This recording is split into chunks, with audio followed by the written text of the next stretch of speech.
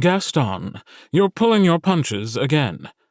Bastien easily parried his guard captain's strike and reversed his own staff to tap Gaston's chest over his protective vest.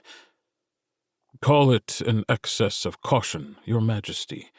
Gaston retreated 2 paces and bowed, acknowledging the touch. I don't want to be tossed in the dungeons for hitting the king. We're sparring, not engaged in mortal combat. Bas planted his staff on the mat at his feet. How am I to learn if you don't give me your best? Gaston lifted his helmet's face shield. You've learned plenty, Your Majesty. He wiped the sweat off his forehead with the back of his hand. Give me a workout, you do. Plenty isn't exactly my aim. Bas removed his own helmet. Although he'd been exerting himself nearly as much as Gaston, he, of course, hadn't broken a sweat. He never did. Be that as it may, Your Majesty, you'll do. He grinned as he stripped off his vest. Same time next Monday. Sooner, I think. Bas unbuckled his own protective vest and slipped it off. It was as pristine as when he'd donned it 45 minutes ago, his bare chest underneath also devoid of perspiration. With Bonfire Fortnight kicking off today, my governmental obligations are significantly reduced. And Bas needed the release of physical activity to get him through the damned festivities. Let us say Friday at the usual time? Gaston bowed, one fist over his heart. Of course, Your Majesty. And Gaston, his captain of the guards lifted an inquiring eyebrow, be sure to take some time off for yourself over the next fortnight as well. Gaston chuckled. Not likely, Your Majesty. Where you go, we go. Just as well I won't be going anywhere until after the fireworks next week, then, isn't it? Gaston shrugged as he placed his quarterstaff in the rack on the private gym's wall.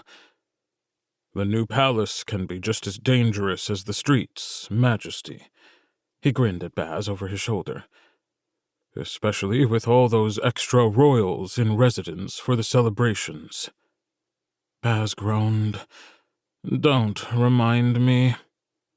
Bonfire Fortnight was all the excuse North Abarran royals of any degree needed to descend on the new palace and strain the chamberlain's staff to the limit. Add the fact that Bas's birthday fell midway through the holidays, and that this year marked his 33rd, a traditional milestone for North Abarran kings, and the next 2 weeks promised to be a madhouse.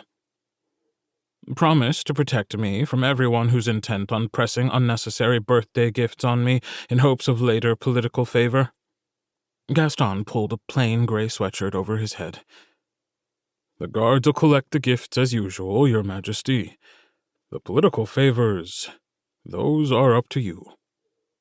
Bas sighed, perhaps a bit overdramatically. Sadly, I fear you are correct. He inclined his head. Until your next shift, then. Gaston clicked his heels together, which oddly wasn't any less crisp and impressive when he was barefoot than when he was wearing his uniform boots. He marched out of the room as Bas wandered over to stow his own quarterstaff. What the fuck are you wearing? Bas's smile broke out at the sound of his cousin's voice, the irascible tone as familiar to him as his own hand. He turned unhurriedly to face Tariq Yasso, Duke of Arl and Prince of the Blood. Tariq, he drawled. What a pleasant surprise. Tariq snorted. Right. Don't evade the question. Bas held his arms out, putting himself on display, and glanced down at his body. I assume you're referring to my lance-knecht trousers, since from what I understand of the antics you and your husband get up to, and not always in the privacy of your own quarters, you're quite familiar with bare skin. After Tariq's marriage, his former habitual scowl had been replaced by an almost perpetual grin.